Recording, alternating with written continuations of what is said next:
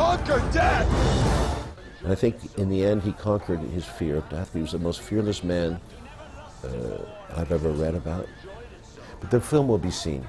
It's going to open around the world, and I think that so many people know about Alexander, they're interested in it, they will see it. The first rule of war is to do what you ask your men to do. Alexander is the first king in history, Roger, who was seen by and evidenced to cry over his dead soldiers, to know each and every one, to weep for their families.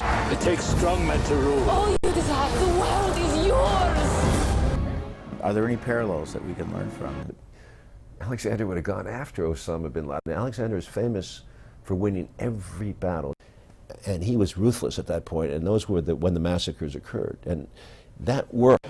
You're here, George. This movie must have been physically grueling. I mean, when you contemplate a project like this, you realize that in addition to everything else, you are putting yourself on the line for a lot of hard physical labor.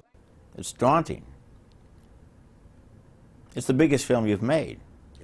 Pressure was huge to sanitize the violence and the sex and the storyline. If we give in to the American way of life completely and say we have to do things the American PG way, then we're because the rest of the world is going to become a PG Disneyland, and I don't want that to happen. I don't think anyone does. You resist those pressures or you don't. Most people have to cave. The system wears you down. It's not like you're a heroic you have to be heroic for 1,000 days. You can't be heroic one day. I mean, if you're going to spend 4.5 hours killing Bill, you got to grant that Alexander deserves some space, you know?